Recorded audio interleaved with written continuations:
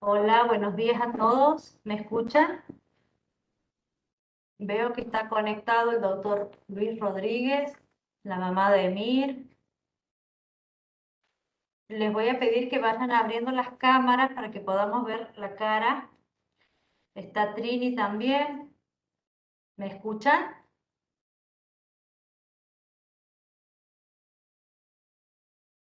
Sí, sí, buen día. Hola Luis, ¿cómo estás? ¿Cómo andas vos?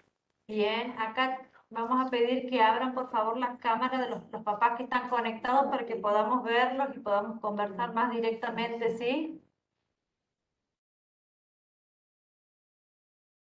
¿Me escuchan?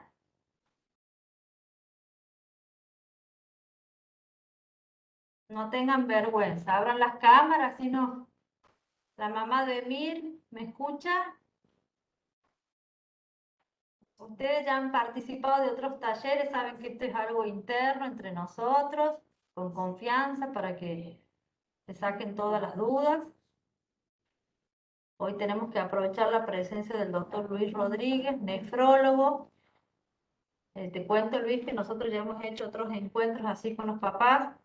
Hemos abordado otras temáticas como es la parte urológica, en su momento lo dio el doctor Gargiulo. Hemos trabajado el tema de la alimentación y había participado una licenciada en nutrición, la licenciada Florencia Prados. La idea es siempre ir tocando los diferentes temas que hacen al seguimiento de los niños con mielomeningocele. Bien, Así que perfecto. bueno, si no abren las cámaras, ahí se animó la mamá de Emir. Y con lo linda que está,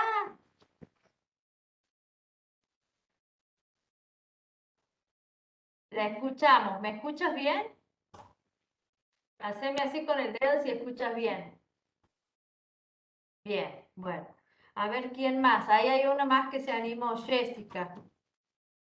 Muy bien. De a poquito vayan abriendo las cámaras. La idea es que puedan interactuar, que le conozcan la cara al doctor Rodríguez, que es nefrólogo infantil. Él se ha formado en el Hospital Italiano de Buenos Aires. Bueno, contale si quieren, Luis, vos un poquito, pero bueno, es el nefrólogo que ahora nos está acompañando en la atención de los pacientes acá en el CEPSI. Así que bueno, yo lo que vamos a arrancar, le doy la palabra a Luis, así aprovechamos la jornada. Ahí está la mamá de Marquitos Décima, también la veo ahí, que abra la cámara. Y si no, bueno, voy a arrancar Luis, capaz que Yo después se arranco, anima, dale. y después se Bueno, anima y abre la cámara. Dale Luis, te antes- escuchamos. ¿me escuchás ahí? Sí, perfecto, perfecto. Bueno, antes que nada, buenos días a todos los padres. Gracias por tomarse un tiempo para participar de este taller, que más que nada es para ustedes, es para que se quiten todas las dudas y sepan que en el paciente con mielomeningocele hay un alto riesgo de que haya complicaciones de los riñones a través de la alteración que tienen de la vía urinaria, que es la vejiga neurogénica. Bien, ahora les voy a compartir.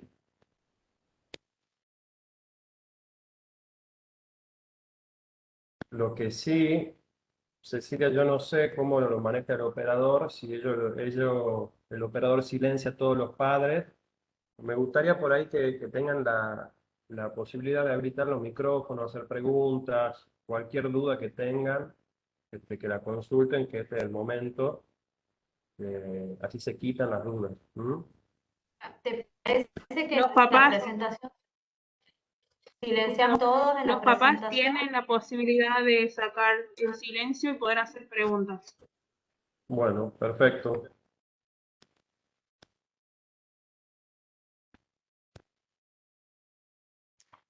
¿Se ve ahí?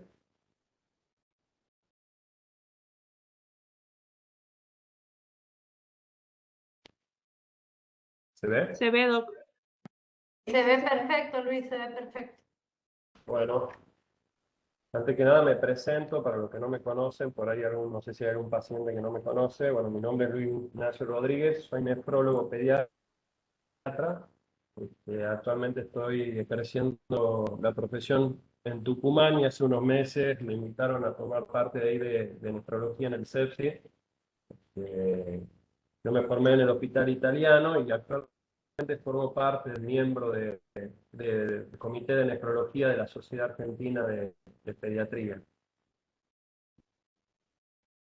A ver si puedo pasar, espera.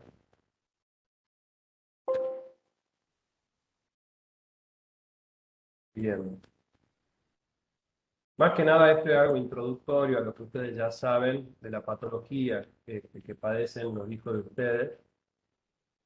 El mielomeningocele, como saben, es un defecto del cierre del tubo neural.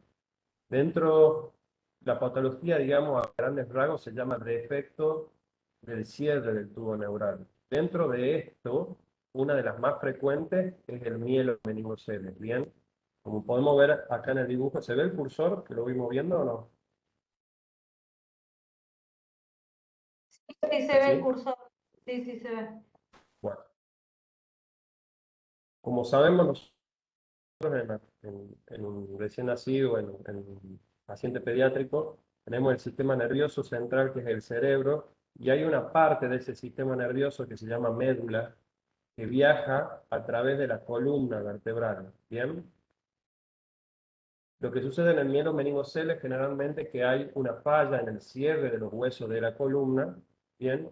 Y quedan desprovistos de protección la médula y las raíces de la médula espinal, que son raíces nerviosas. Bien, esto va a llevar, finalmente el sistema nervioso lo que hace es conducir todas las órdenes, los impulsos nerviosos de las diferentes partes del cuerpo hacia el cerebro. Bien, es un circuito de ida y vuelta, es decir, hay un estímulo, viaja por la columna, llega al cerebro, el cerebro emite una respuesta y vuelve a viajar por la columna. Bien.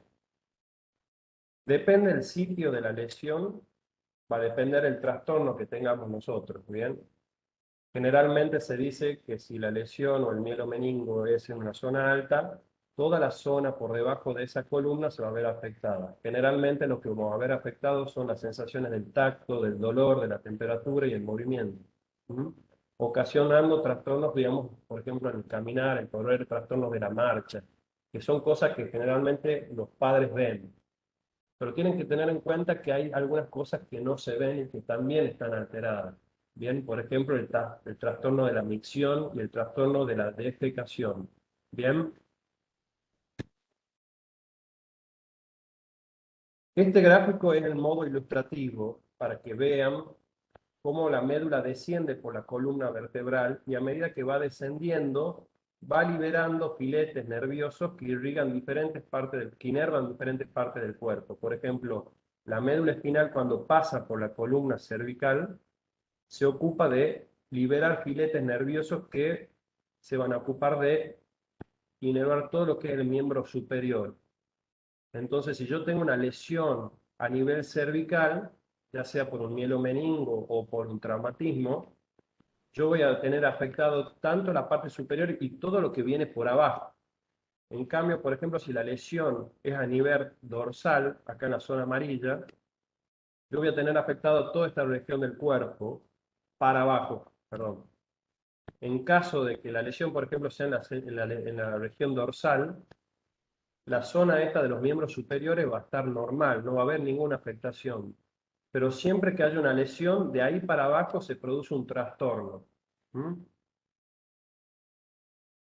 ¿Están entendiendo hasta ahí las mamás o quieren hacer alguna pregunta con respecto a esto? Ustedes, sin miedo, me interrumpen y me hacen consultas. Bien, que para esto es el taller. Como sabemos, el mielomeningocele, y para que un paciente tenga mielomeningocele, intervienen diferentes factores. Es multifactorial. Se sabe que hay una base genética, hay un déficit de un aporte de vitamina de ácido fólico, que es algo muy importante que no se venía haciendo en los controles de los embarazos, y un factor ambiental. A partir del año 2008 se promulgó una ley, que es la ley 25.630, que lo que hacía era obligar a todos aquellos productores de harina a incorporar el ácido fólico en el producto, ya que la harina es un alimento que lo tenemos generalmente en todas las casas. Era una manera de favorecer el aporte de ácido fólico y tratar de disminuir la prevalencia o el mielomeningocele.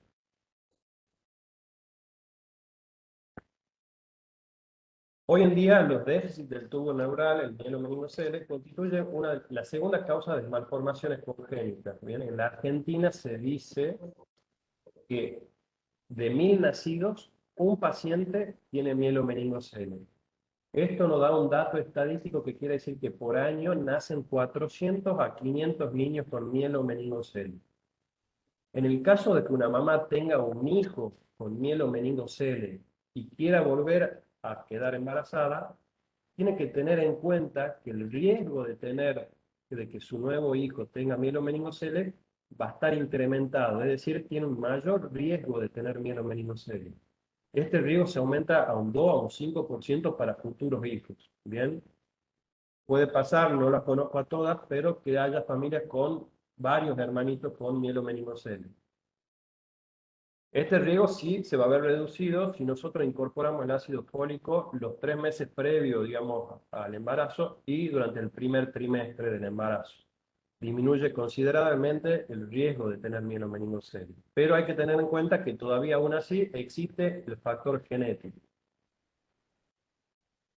Dentro de mielomeningocele, lo que no me interesa a mí explicarles más que nada es el tema de la vejiga neurogénica, que si el doctor Galludo ya le dio un taller, le debe haber explicado un poco de esto.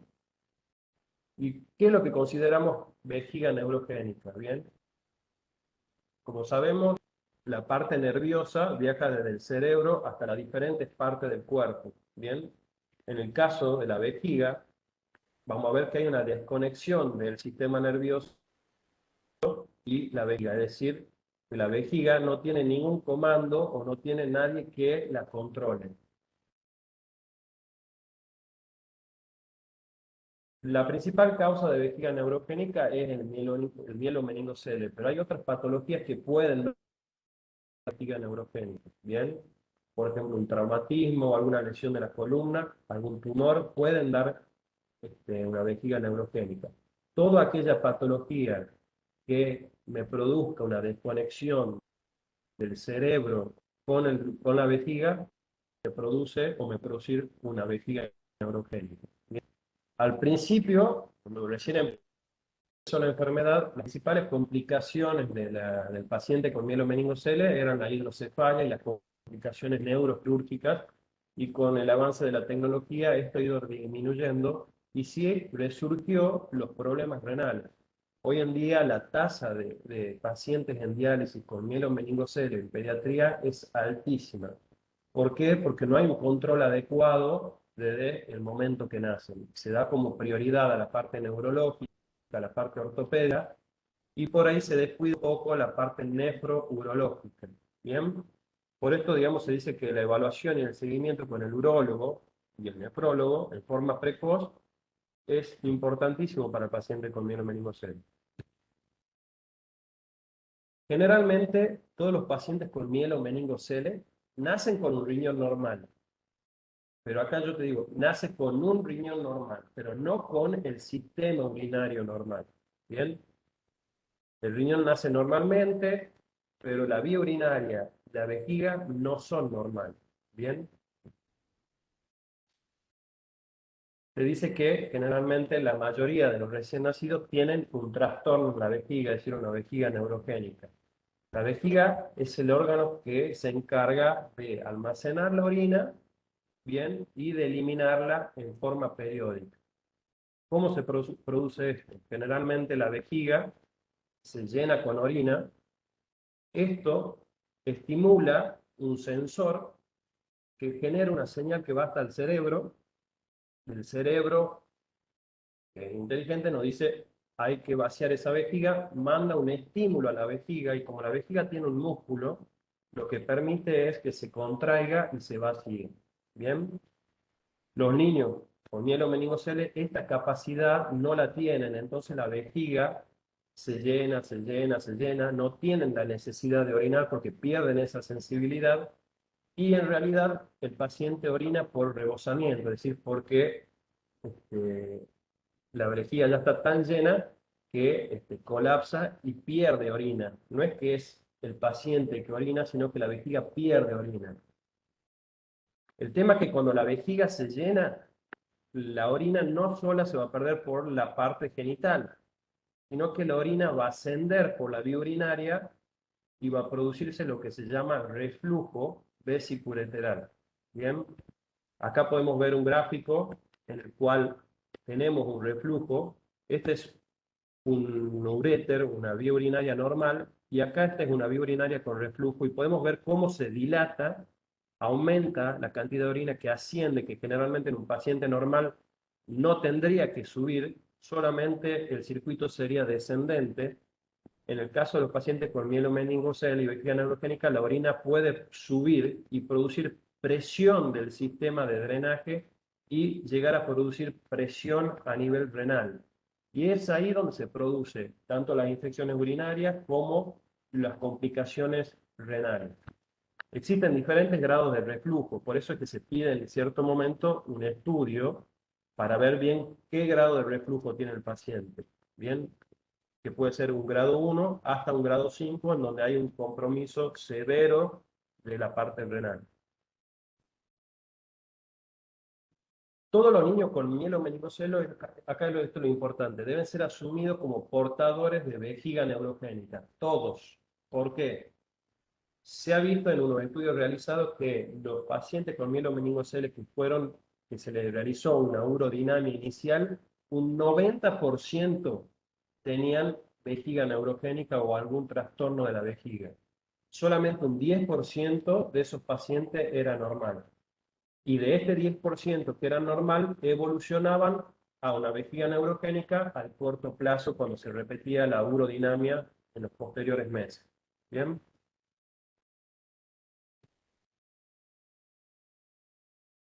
Repetimos un poco. Todos los pacientes con mielomeningocele deben ser asumidos como portadores de vejiga neurogénica. ¿Bien?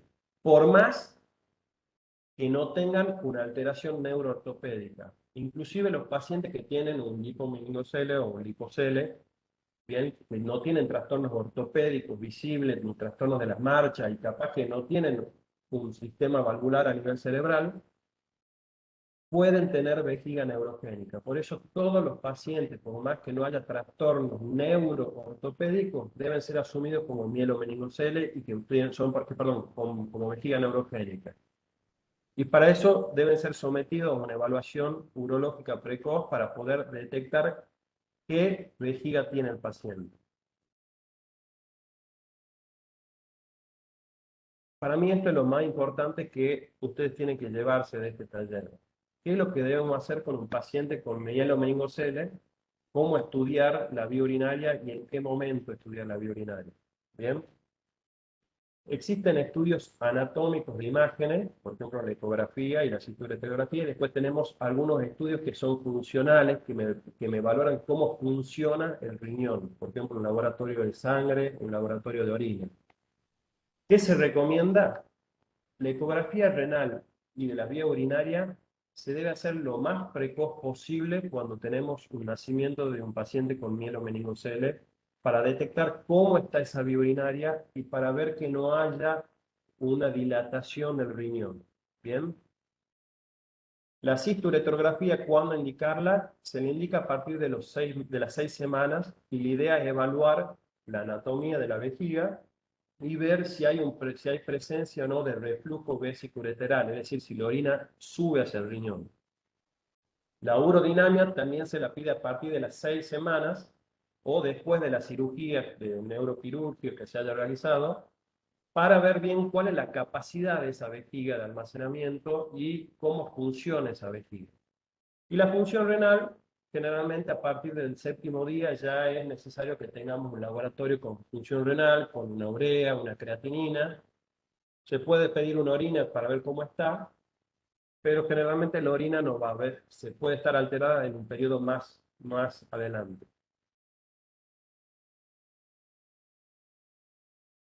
Espera que no me pasa. Bueno, este es un poco de lo que ya le había hablado, del reflujo que se produce en los pacientes con vejiga neurogénica y que favorece las infecciones urinarias, favorece el compromiso y la presión del riñón y puede producir insuficiencia renal a largo plazo o a corto plazo. Este es un estudio de cisturetrografía de un paciente con mielomeningo con reflujo de las dos vías urinarias, grado 5. Ustedes pueden ver cómo el contraste sube hasta el riñón y se dilata toda la vía urinaria. Esto es totalmente patológico. Bueno, ya vimos cómo tiene que ser la evaluación inicial del paciente, es decir, cuando nace, una ecografía apenas nace, una cisturetrografía y una urodinamia a partir de la 6ª semana, sería lo ideal. Y de ahí, ¿cómo seguimos con la evaluación hasta los 5 años?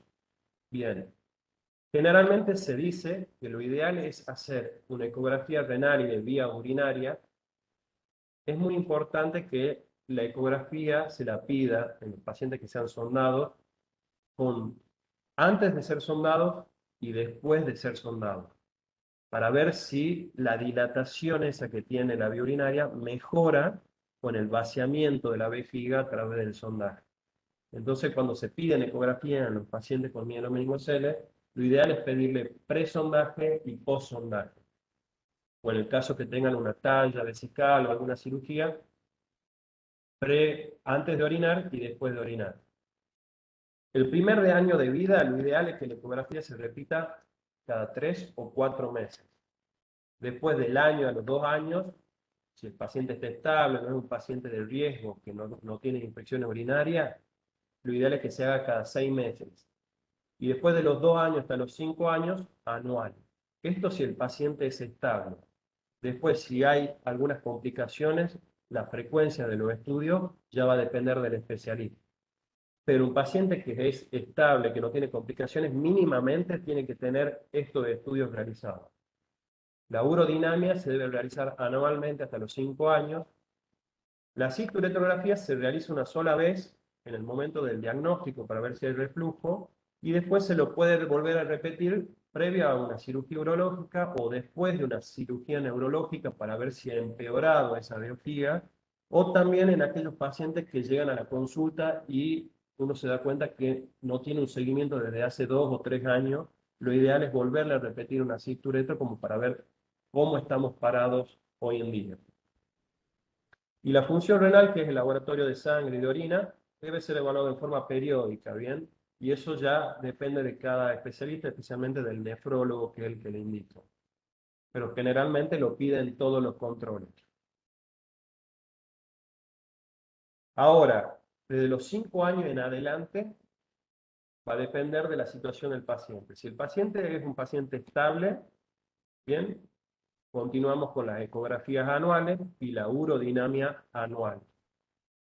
Ahora, si el paciente es un paciente inestable, la frecuencia de la solicitud de la ecografía, de la urodinamia, va a depender mucho del especialista, pero lo más probable es que sean cada seis meses, la ecografía cada 3 meses, va a depender de diferentes situaciones, entre ellas, si es un paciente que tiene mucho episodio de infección urinaria, bien, si es un paciente que ha tenido alguna complicación neuroquirúrgica, si se le ha tapado la válvula, le han tenido que cambiar la válvula, o si ha tenido una complicación de la parte, una médula inflada, o en pacientes que tienen un crecimiento, porque cuando hay un crecimiento en la adolescencia, puede ir acompañado también de una alteración de la función o de la estructura del riñón, porque también va creciendo. Esto es muy importante que tengan en cuenta y es algo que no se realiza mucho en los diferentes hospitales, que es todos los estudios diagnósticos y de procedimiento en estos niños con mielomeningocele se deben tratar de realizar con productos libres de látex, porque se ha visto que los pacientes con mielomeningoceles pueden hacer reacciones severas, se sensibilizan y empiezan a tener reacciones severas de alergia por el látex. Bueno, el tratamiento de la vejiga neurogénica, muy importante el tema de la educación familiar, ¿bien? Cuándo empezar a hacer los cateterismos, en qué momento, cómo hacerlos, la dieta. Y estos chicos con vejiga neurogénica hay que tratar de inculcarle una dieta baja en sodio desde la corta edad para que se hagan el hábito de comer con poco sodio y con poca sal. Porque si uno trata de incorporarla cuando son más grandes, cuando ya está instaurado el problema renal o la insuficiencia renal, ya generalmente el paciente no adhiere y no cumple la dieta. ¿Bien? Y también educar a los padres sobre las pautas de alarma, sobre todo cuando sospechar de una infección urinaria. La otra parte del tratamiento tenemos el cateterismo intermitente limpio, la profilaxis antibiótica, la infección urinaria, cómo tratar la constipación, los anticolinérgicos, que son la medicación que se usan para las vejigas neurogénicas, y por último la cirugía. Más que nada vamos a tratar algunos temas que son los más importantes, en este caso el cateterismo intermitente limpio. Bien, se dice que lo ideal es que después del nacimiento en todos los pacientes con mielomeningocele se debe empezar a hacer sondaje, por lo menos 5 veces por día. Bien, en especial si sospechamos que un paciente tiene un trastorno de la vía urinaria. ¿Cuál es el objetivo del sondaje? Vaciar la vejiga en forma adecuada y segura para evitar que se produzca una dilatación del riñón. Acá hay una discusión. El material del sondaje, en conclusión, la mayoría dice que por ahí no es tan importante, sino lo más importante es saber hacerlo y hacerlo. Pero bueno, no es una discusión que viene al tema. Lo importante siempre es la educación y el entrenamiento apropiado, que sea una técnica limpia, que no sea una técnica traumática y que haya una buena aceptación por este tratamiento, tanto del familiar como del paciente. Bien, los calibres de los catéteres van a ir variando de acuerdo a la edad del niño. La frecuencia ya dijimos, lo ideal es 5 veces al día, pero después eso se va a modificar y va a depender de los estudios que hayamos hecho, la cantidad o la frecuencia de sondaje que tengamos que hacer. Hay algunos pacientes que necesitan hacer mayor cantidad de sondajes por día y otros que hacen menos sondajes por día. Va a depender ya de cada paciente, pero lo ideal es empezar con 5 sondajes por día y de ahí se va revalorando. Cuando un niño nace y empezamos con los sondajes, lo ideal es empezar con una profilaxis antibiótica hasta que el familiar ya se familiariza con esta técnica y ya sabe cómo hacerla en forma correcta, con la higiene adecuado, sin que haya un traumatismo, sin correr el riesgo de que haya una infección urinaria. ¿Por qué? La profilaxis antibiótica me va a prevenir que haya una infección urinaria y sabemos que cada infección urinaria puede dejar cicatrices en el riñón. Entonces es muy importante tratar de evitar las infecciones urinarias. Entonces la profilaxis de cajón en todos los niños que nacen con mielomeningocele hasta que el paciente se familiariza o se termina de estudiar. Y después ya la indica el nefrólogo o el urólogo. Y lo ideal sería que a partir de los 6 años ya el paciente desarrolle destreza para hacerlo, digamos, para hacerse un autocateterismo. Existen pacientes en los cuales hacerse un autocateterismo, los pacientes con mielomeningocele que están en silla de ruedas, es una técnica que se les dificulta porque no pueden ver bien por dónde colocar la sonda. Entonces, en este paciente lo que se indica es hacer una cirugía de un ostoma abdominal, es decir, se le hace como un conducto que va de la vejiga hasta hacia afuera del abdomen y por ahí hacer el sondaje. La profilaxis antibiótica, dijimos, de los primeros meses de vida, bien, hasta que se familiarizan y completan la evaluación inicial, y luego se la debe suspender, salvo que el paciente en los estudios, por ejemplo en la cisturetrografía o en la ecografía, tenga una hidronefrosis severa. Este es un paciente que tiene alto riesgo de tener infecciones urinarias, entonces en este paciente se le deja la profilaxis antibiótica por un tiempo más prolongado. Bueno, infección urinaria. Acá llega el punto de discusión. Muchas veces me llegan a consultorios pacientes con estos análisis. Bien, como sabemos, cuando nosotros hacemos un urocultivo, tenemos un primer informe, que es la orina completa, que es generalmente el resultado que te dan en el día o a las 24 horas. Y después tenemos la parte del urocultivo, que es el que te dan a las 48 o a las 72 horas, dependiendo del lugar. Generalmente me llega un paciente así, con un estudio de una orina completa, que es totalmente normal, leucocitos 0 a 1 por campo, bien, hablamos de normalidad, es decir, la orina completa la consideramos normal cuando hay menos de 10 leucocitos por campo y cuando no hay piocitos. Esto a gran escala, es para que entiendan ustedes. Hay otros marcadores que indican infección urinaria, pero a gran escala es para que ustedes vean esto. Si este paciente tiene una orina completa normal, es decir, tiene 0 a 1 leucocitos, es decir, casi no hay leucocitos, no hay piocitos, y hay un urocultivo positivo, eso no es una infección urinaria, salvo que el paciente tenga síntomas de infección urinaria, es decir, fiebre o una orina muy turbia con olor, y en ese caso hay que repetir el análisis de orina y el urocultivo. Pueden pasar diferentes situaciones. Nosotros generalmente hacemos el diagnóstico de infección urinaria con dos patrones, más la clínica. Tiene que haber una orina completa patológica, es decir, que los leucocitos estén elevados por arriba de 10, y tiene que haber un urocultivo positivo. Recién ahí nosotros hablamos de infección urinaria en el paciente. Ahora, si la orina completa es normal y el urocultivo negativo, no hay infección urinaria. Puede suceder la situación como mostré recién, que la orina completa es normal, pero el urocultivo es positivo, y eso se llama bacteriuria asintomática, es decir, hay una colonización de bacterias de la vejiga, pero es una bacteria que se queda estancada en la vejiga y no llega hasta el riñón y no produce una infección urinaria alta en el paciente. Y puede ser al revés, que la orina completa esté totalmente patológica, que me dé más de 10 leucocitos, pero que el urocultivo no es negativo. En ese caso también puede ser una contaminación, pero solo hablamos de infección urinaria cuando se dan estas condiciones, es decir, orina completa patológica o urocultivo, con urocultivo positivo. La mayoría de los pacientes con mielomeningocele, como tienen la vejiga neurogénica, sabemos que es una vejiga que orina por rebosamiento, es decir, la vejiga se llena, está completamente llena y empieza a rebalsar. Va a rebalsar, pero nunca va a vaciar totalmente su nivel de orina. Siempre va a quedar orina adentro. ¿Bien? Y a medida que siga llenándose, va a volver a rebalsar, pero va a bajar un poco el nivel de orina en la vejiga, pero no totalmente. Eso hace que proliferen bacterias. Es decir, ustedes tienen que tener en cuenta, por ejemplo, un tanque de agua en la casa. Un tanque de agua en la casa en el donde nosotros tenemos agua estancada, se van a dar cuenta que con el tiempo, si no hay movimiento del agua, van a empezar a crecer gérmenes, van a aparecer algas. Todo eso se produce en la vejiga también.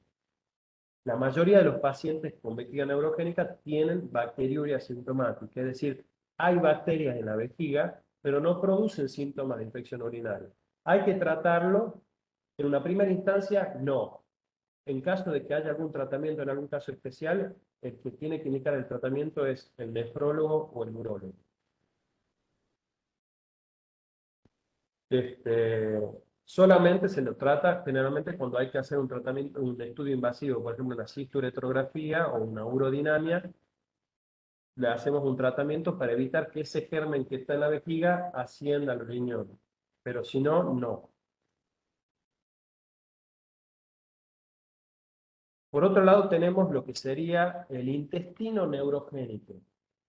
El intestino neurogénico es también un poco, se comporta un poco igual que la vejiga, es decir, el intestino no tiene una función total de su contracción y hace que se estanque la materia fecal. Al haber materia fecal estancada, eso genera como una masa tumoral de materia fecal que puede comprimir la vejiga y producir trastornos de orina y a la vez hace que haya más gérmenes en la región y favorezcan las infecciones urinarias en los pacientes. Es por eso que debe tener un seguimiento con un gastroenterólogo quien indique algún laxante o algún método laxante para que pueda el paciente defecar en forma frecuente y que no se acumule la materia fecal, ya que es un factor de riesgo para que el paciente haga infecciones urinarias.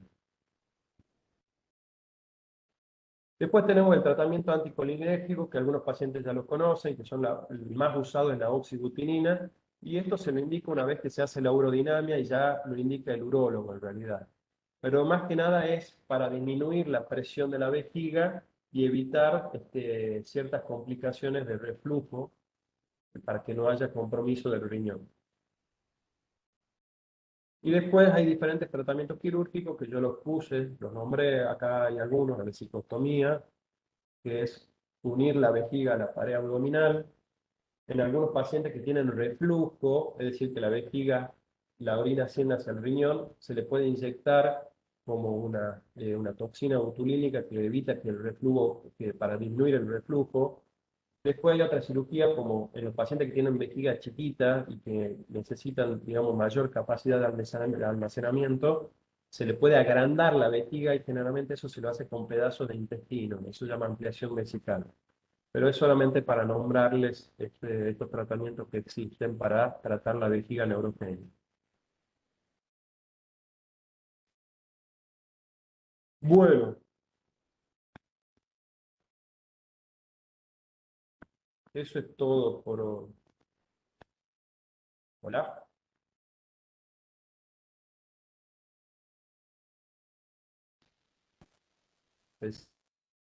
Sí. Bueno, a ver los padres, ¿alguna duda, alguna pregunta? Que Si se no, anima a pregunto preguntar yo. algunos conceptos y papá se anima. Sí, te voy comentando, bueno, que acá en Santiago hemos evolucionado, hasta hace unos años no era así, pero ahora en neonatología salen ya con el sondaje, antes no. Nosotros, si bien no contábamos con nefrólogo, el equipo nuestro interdisciplinario, estoy yo como pediatra y la tenemos a Trini, que es enfermera, que es la que hace los talleres y los capacita a los papás en el cateterismo. Este, y bueno, un poco los temas puntuales que has tocado, en general con los papás lo hablamos mucho, el tema de cuándo se trata de seguro cultivo positivo, porque a veces hay médicos de cabecera interior que le piden positivo y como viene positivo lo quieren tratar, y eso hemos hablado muchas veces con los papás, que solo se trata cuando vamos a hacer un estudio invasivo o si tiene clínica de infección urinaria. Pero bueno, yo quería remarcar el tema de lo que vos habías dicho, o sea, el compromiso de la enfermedad renal en el paciente con mielomeningocele es algo muy silencioso, que como vos dices, uno lo que los papás, yo veo que tal vez hacen controles anuales con el neurocirujano, pero no me cumplen en el seguimiento de la parte nefrológica, que es la parte que no se ve y que a la larga le va a marcar la calidad de vida de estos pacientes. Como que se van mucho a lo traumatológico, que está bien, o al ortopedista, como vos decías, lo ortopédico, y a la neurocirugía. Y la parte renal Sí, como que la dejamos. generalmente Nosotros, si uno bien se no teníamos, preocupa. hemos ido avanzando en los estudios, pero bueno, ahora que te tenemos a vos, te vamos a aprovechar. A ver, generalmente una persona generalmente se preocupa por lo que ve. Principalmente que uno ve en un paciente con mielomeningocele, poniéndose en el lugar del padre, el compromiso ortopédico y el compromiso neurológico. Entonces, por ahí ellos les guste más eso, pero hay algo silencioso, como decís vos, que es el trastorno de la vía urinaria.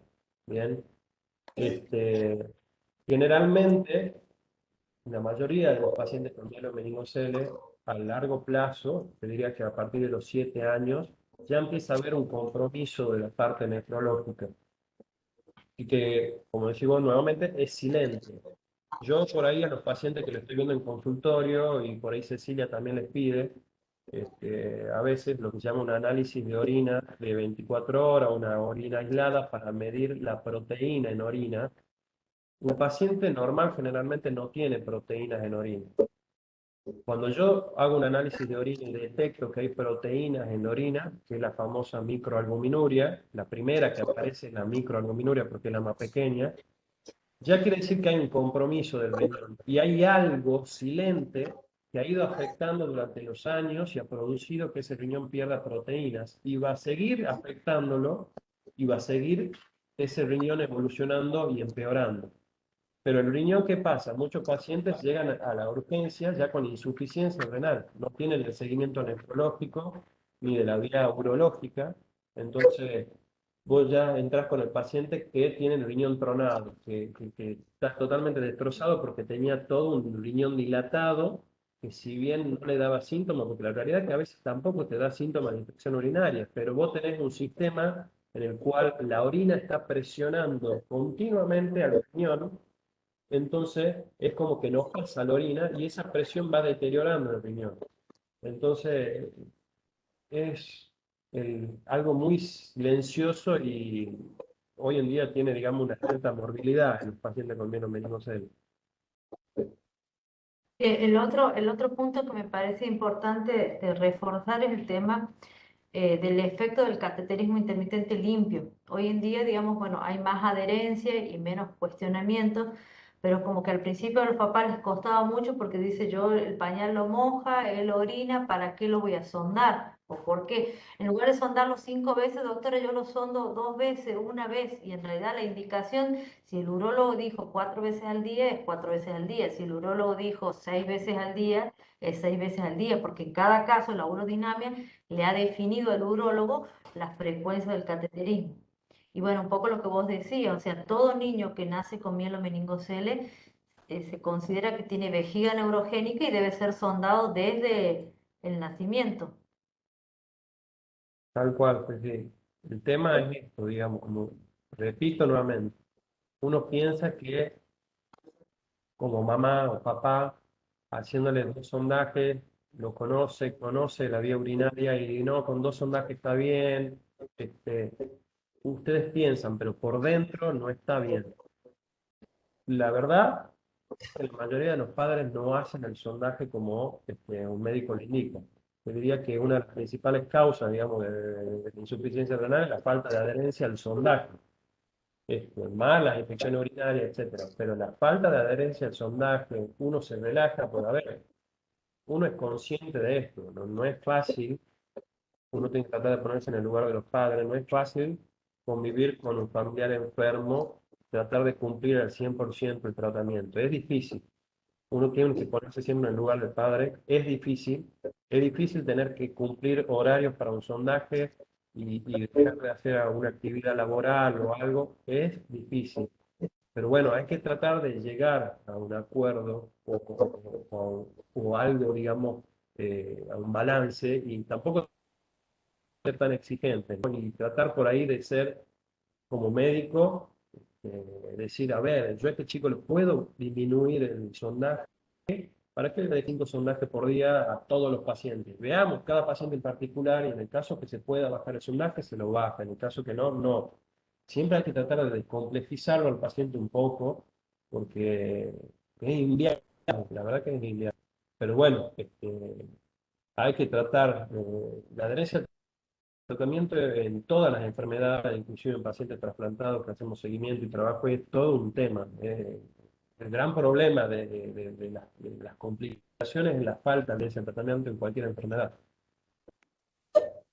Después lo otro, que por ahí no mencioné, Ceci, es el tema, cuando uno va al control nefrológico con el pediatra, otro marcador de que puede haber un compromiso renal es la hipertensión. Es muy importante que en el control pediátrico, no solo en el nefrológico, se tome la presión arterial en estos pacientes. ¿Bien?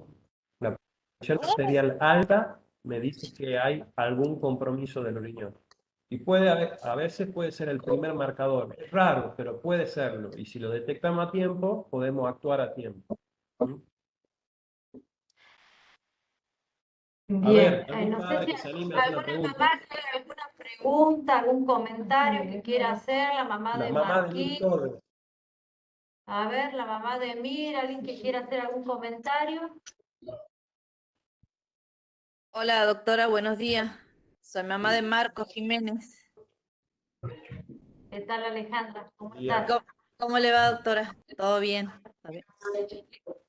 Le quería hacer una pregunta al doctor, porque mire, usted habla de en las ondas. Por ejemplo, mi hijo tiene mielomeningocele, bueno, con colocación de válvula.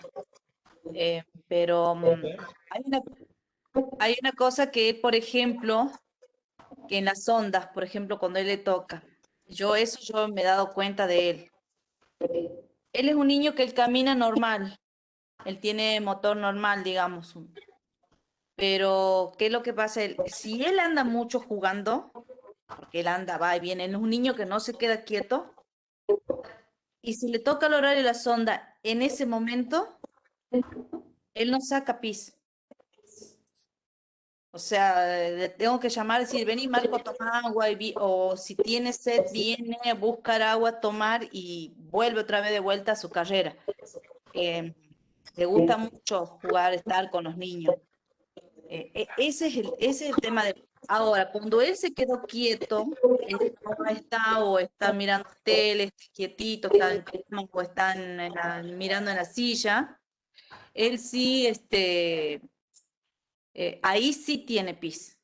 Si no, no. Si no, si él anda en mucho movimiento, por ejemplo, hoy él no está, ya empezó jardín. Comenzó este año el jardín, está en salita de 4.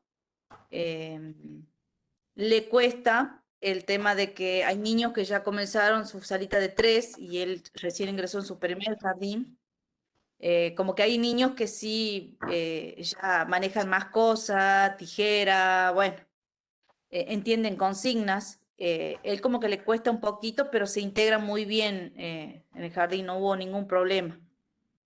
Mi mayor problema es el tema de la caca de él. ¿Qué pasa ahí también? Si él juega, él se hace caca.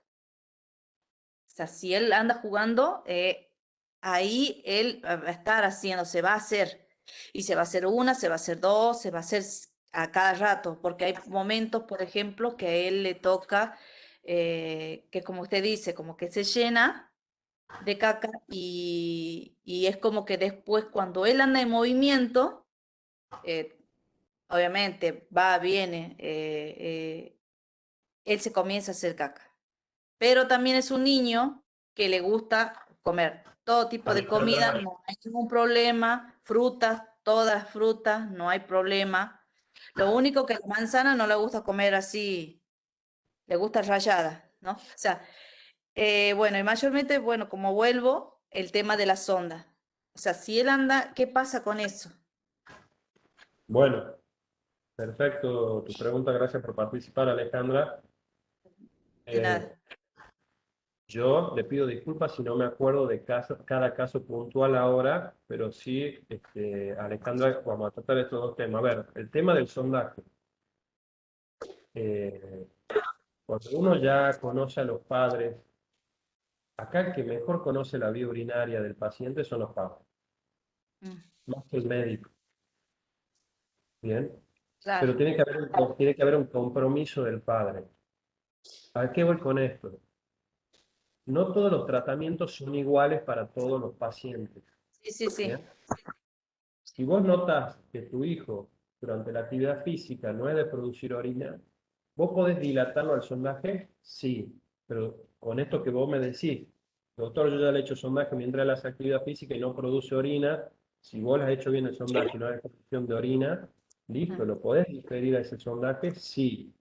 Y va a Lo ser que sí muy tiene dinámico. mojado el pañal. Él tiene ¿Cierto? mojado el pañal. Sí, sí, sí. Tiene Bueno, mojado el pañal. indudablemente entonces estás llegando tarde al sondaje. Cuando él inicia la actividad, él, por Ujú. el mismo movimiento, y etcétera, pierde la materia fecal y pierde la orina. Pero bueno, lo importante es que la vacía la vejiga por la parte, digamos, de adelante y esa orina no se quede estancada. ¿Bien? Claro, Acá lo importante siempre es vaciar la vejiga. A ver, claro. sí tenés que seguir haciéndole el sondaje porque Sí, sí, él sí. produce orina, el tema es que la va eliminando. Entonces Sí. sí le vas a tener que seguir haciendo el sondaje. Por ahí lo podés diferir un poco más de tiempo, sí. Mm. Y con respecto a lo de la materia fecal, eh, también cada paciente tiene que tener un tratamiento individualizado. Hay pacientes que tienen que tener tratamientos con laxantes diarios para que puedan tener una defecación normal, frecuente y no se acumulen. A ver, yo cuando doy a un paciente un laxante, ya sea por ejemplo Enemol, de vez en cuando es bueno pedir una radiografía de abdomen como para ver si el Enemol me vacía todo o no me vacía todo.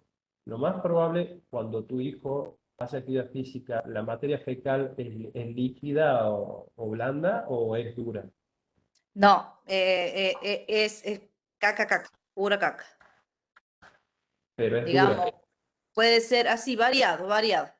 Según cómo haya comido también. Siempre, Está siempre bien. igual yo de todos modos, siempre estoy incorporando verduras a él, como ser, lo que más le gusta es el zapallo. Es lo que más le gusta, y lo come.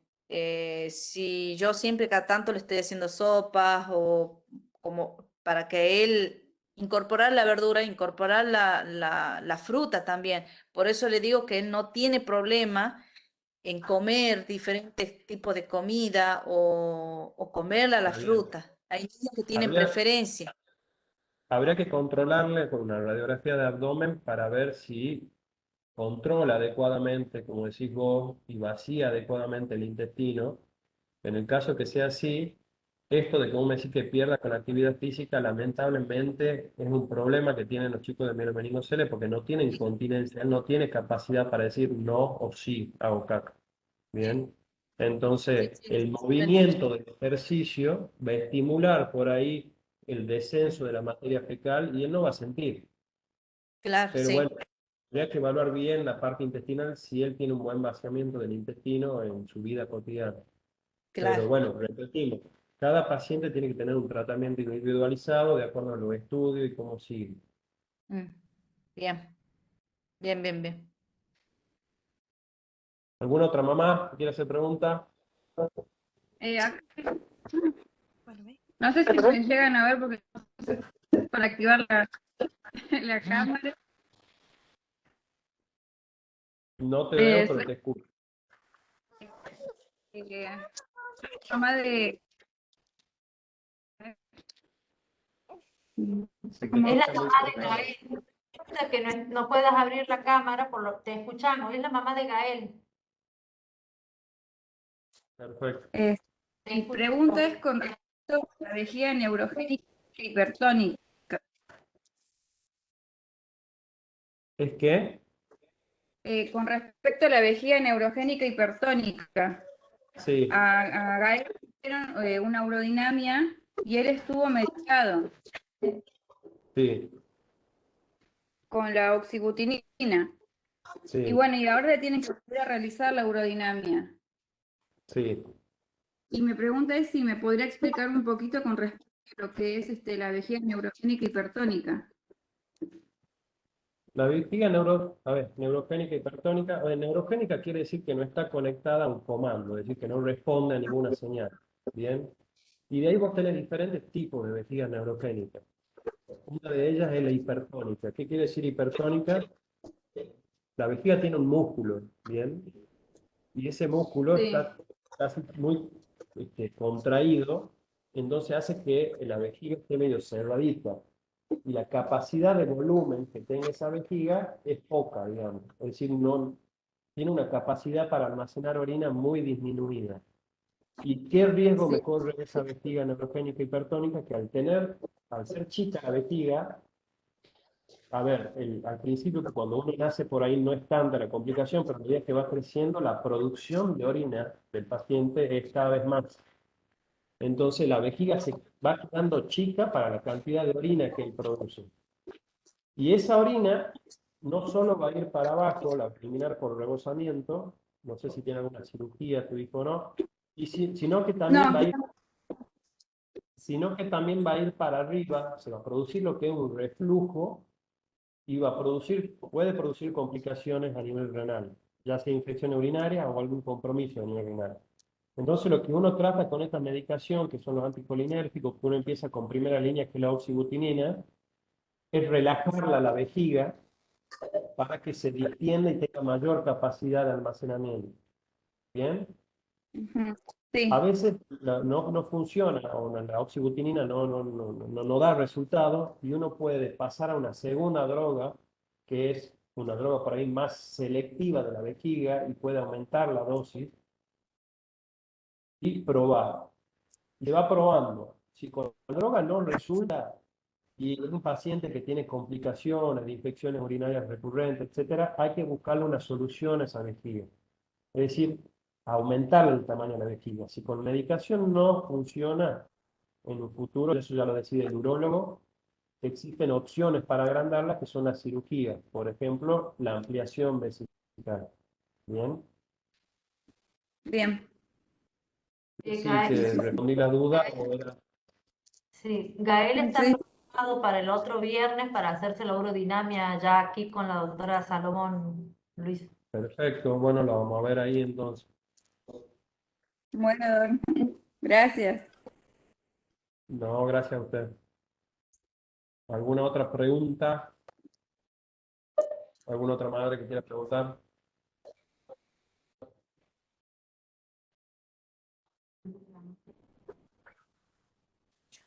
No sé, Ceci, vos, Mm, Doctor, la mamá de Torres. sí, doctor, bueno, con el respeto de la sonda, quería hacerle una consulta. Al introducir las sonditas, eh, automáticamente a veces sale pis hacia arriba. Y yo dejo de hacer la sonda a veces, entonces toco la parte de la vejiga y sigue saliendo y sale chorritos. O sea, sale chorro No y entiendo, dejo que salga así apretando. no A ver, entiendo. A ver, vos le pones la ¿me escucha ahí, sonda. doctor? Sí, te escucho un poco cortado, pero sí, sí te escucho. Vos le pones la sonda y que pierde por afuera de la sonda. No le escucho al doctor. Claro, sí, yo también puedo escucharlo, doctor. Se No, corta, doctor, no, no lo servirnos. escucho. ¿Me escuchás ahí? ¿Me Vos escucha, doctor? Yo sí te escucho. ¿Vos me Ahí, escuchás? doctor. apaga la cámara para que a ver si escuchas mejor. No, no. ¿Vos me Apaga la escuchás bien? cámara a ver si escuchas mejor. A ver.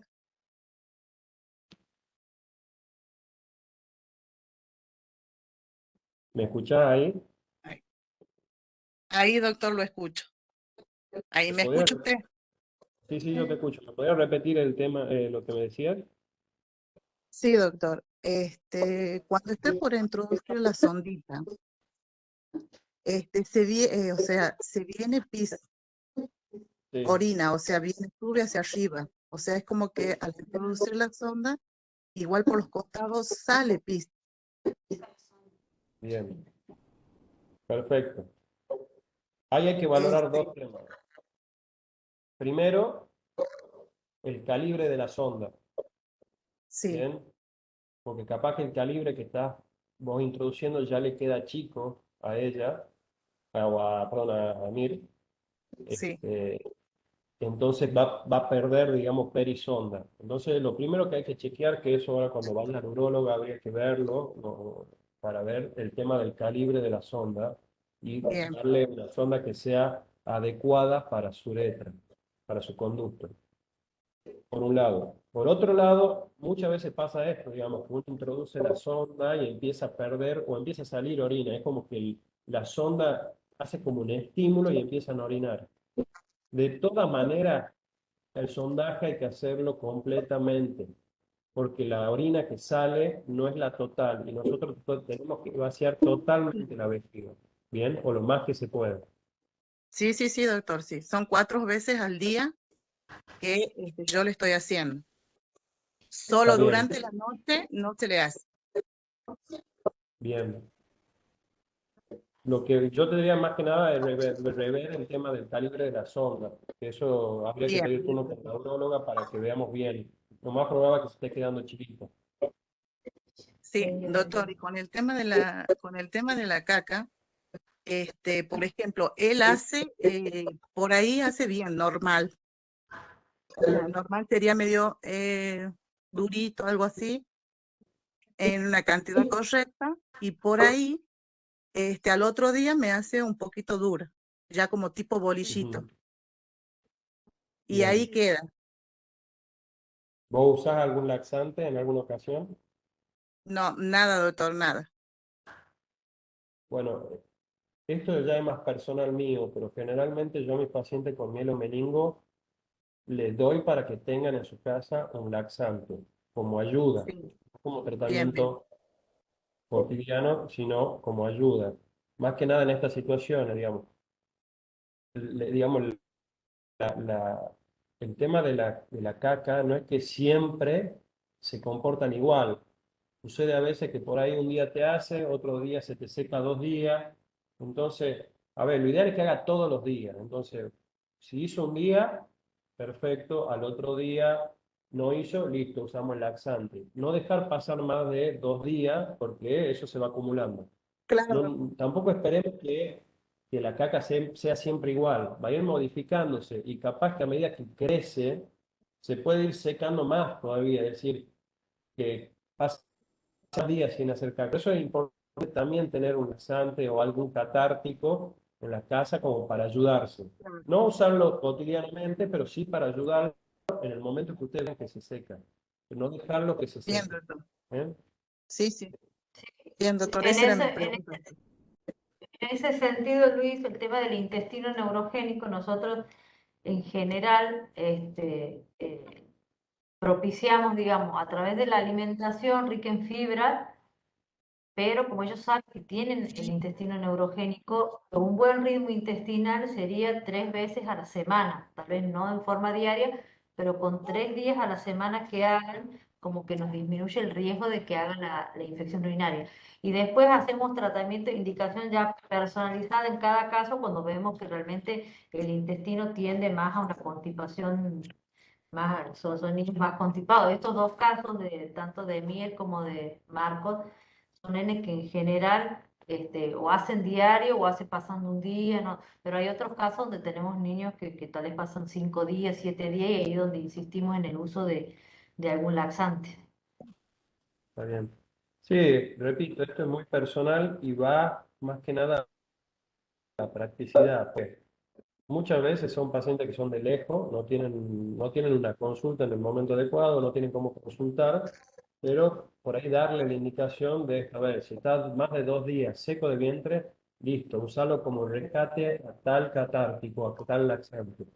Bien, como para que ya tengan programado ellos ya eso si sucede esa situación, porque todos sabemos que la consulta generalmente es tardía, digamos. Entonces, Sí, sí, por sí. ahí, educarlo en ese sentido. Bien. Ahí hay una pregunta de Soledad Ruiz. Dice, buenos días, soy Sole, mi hija Valentina tiene 20 años, mielo con vejiga neurogénica. Estoy escuchando atentamente, de mucha ayuda a todo debido a que estoy en horario laboral imposible, Vale todavía no aprendió a vaciar su vejiga sola. Será por la silla, pero solo le dificulta con la materia fecal.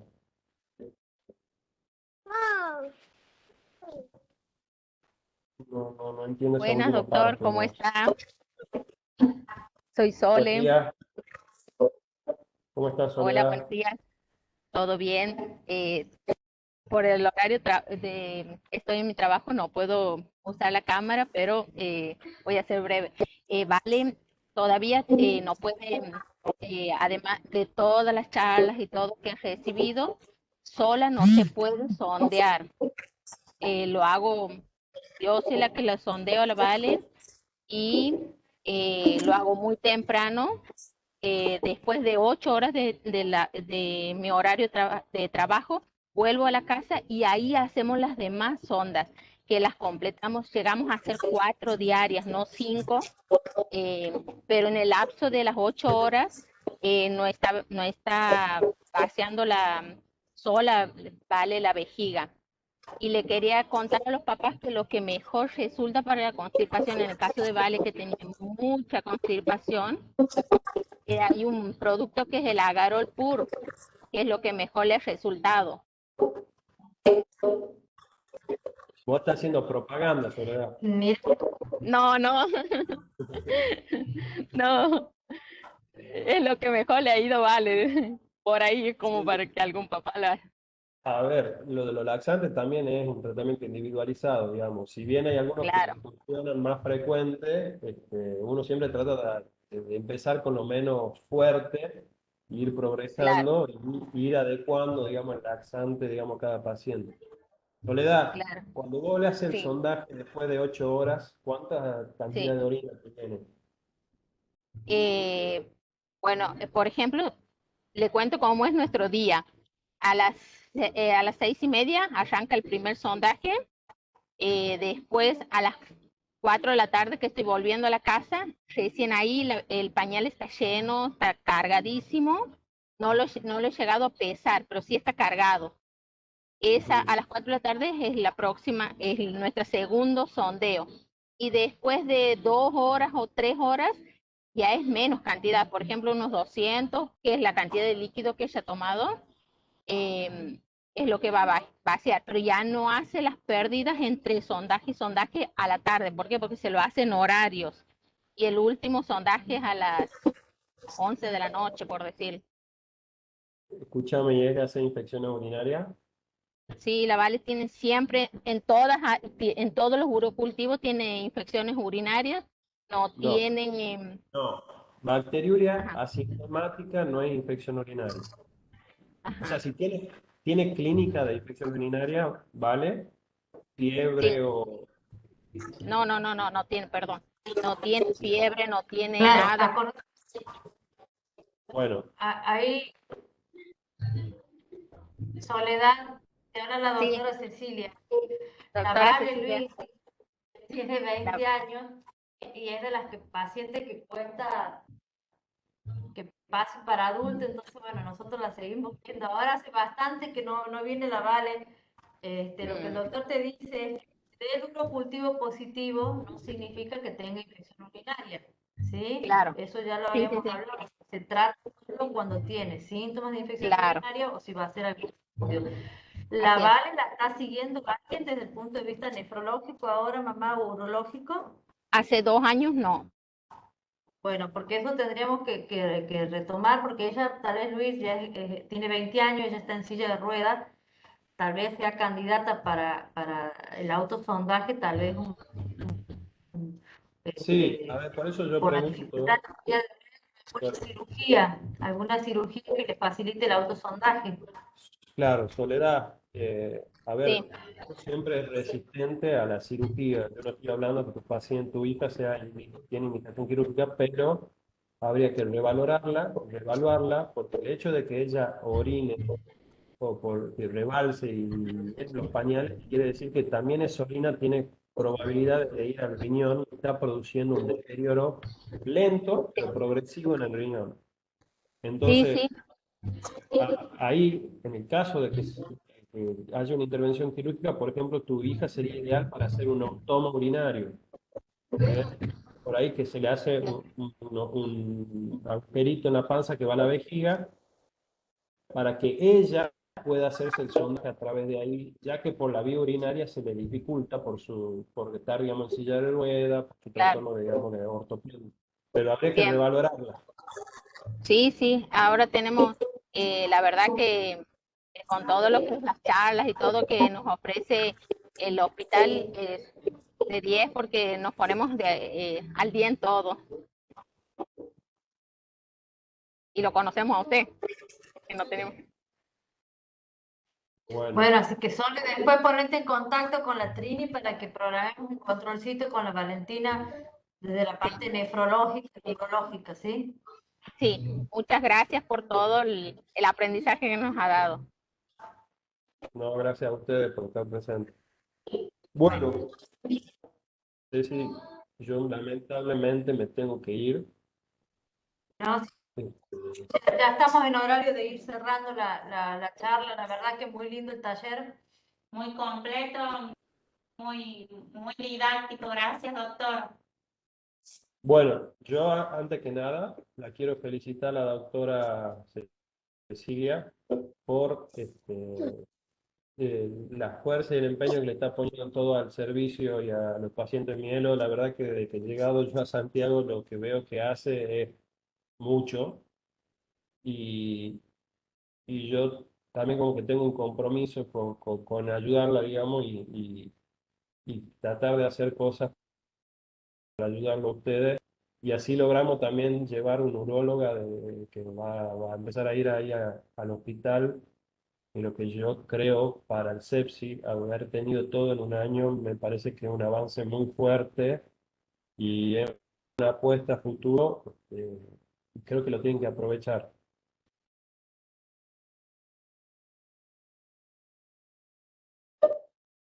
Bueno, Bueno, Ceci, muchas gracias, Luis. Saludo a todas las mamás. Gracias porque se han conectado y esperemos que la próxima vez seamos más. Hoy hemos sido 17, que se comiencen a animar, a preguntar, a encender la cámara, porque estos talleres son para ustedes, ¿sí? Así que más pronto. Muchas gracias. Estén bien.